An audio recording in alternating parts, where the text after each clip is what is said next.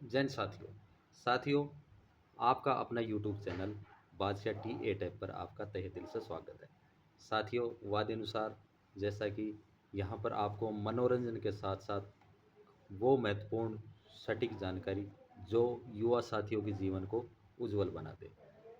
आज दोस्तों एक बहुत ही महत्वपूर्ण टॉपिक के साथ आपके सामने हाजिर है आपका अपना साथी, जो उन युवा साथियों को सजग और सतर्क बनाएगा। दोस्तों, वीडियो शुरू करने से पहले मैं आप लोगों से रिक्वेस्ट करता हूं कि जो भाई इस चैनल पर नए हैं, कृपया करके चैनल को सब्सक्राइब करें, लाइक शेयर, लेकिन कमेंट ज़रूर करें। जो भाई सब्सक्राइब नहीं करते हैं तो कोई बात नहीं दोस्तों, लेकिन आप कमेंट करके मुझे ज़रूर बताएं, ताकि मेरे को एक हिम्मत मिलती रहे और अच्छाई और बुराई आपके विचार जैसे भी हैं मुझे पता चलता रहे। दोस्तों, आज का टॉपिक उन युवा साथी, उन युवा छात्रों के लिए जो किसी आईटीआई, पॉलिटेक्निकल या किसी प्राइवेट संस्था जिसमें एक कम उम्र में ही, नाबालिग उम्र में ही उस कोर्स के लिए एलिजिबल हो जाते हैं। तो दोस्तों, उनके लिए मैं बहुत ही महत्वपूर्ण जानकारी लेकर आया हूँ। साथियों, मैं आईटीआई और पॉलिटेक्निकल का नाम ही क्यों बता रहा हूँ साथियों, इसलिए कि 10वीं के बाद, 9वीं 10वीं के बाद ही वो बच्चे कुछ कोर्स के लिए एलिजिबल हो जाते हैं, जिनमें कोई साल का कोर्स है, कोई 2 साल का कोर्स है। वही बच्चे नाबालिग होते हैं, उनको उम्र कम होने की वजह से लाइफ का तजुर्बा भी कम होता है और वो न्यू अकाउंट होल्डर भी होते हैं। दोस्तों, कम उम्र, तजुर्बे की कमी और अकाउंट में पैसा आने की चाहत उनको जेल की सलाखों के पीछे भेज सकती है।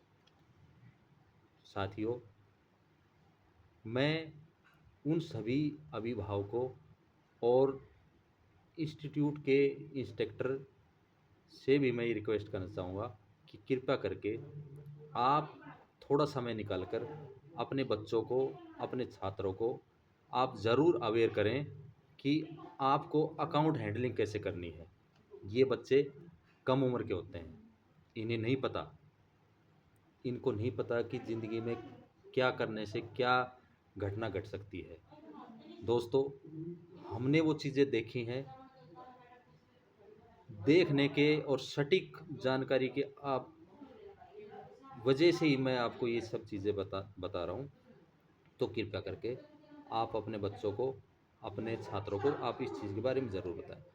दोस्तों, आप जब ये कोई एडमिशन के दौरान, क्योंकि कब कब जब भी आईटीआई या पॉलिटेक्निकल में एडमिशन लेते हैं तो न्यू अकाउंट ओपनिंग करना बहुत ज़रूरी होता है। वो एक माइनर अकाउंट भी हो जाता है। कोई बच्चा 18 साल का हो जाता है या फिर 18 साल से कम होता है तो माइनर अकाउंट भी कंपलसरी है।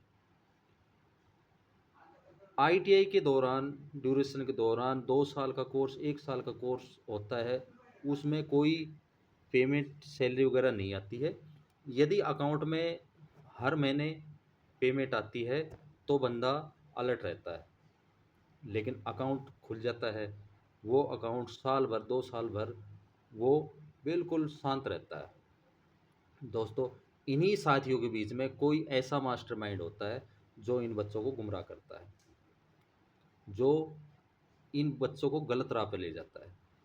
दोस्तों, आप अपना अकाउंट, मेरे प्यारे युवा साथियों, छात्रों, आप अपना अकाउंट किसी प्रलोभन में आकर, किसी दोस्ती में आकर अपना अकाउंट किसी को भी यूज़ ना करने दें।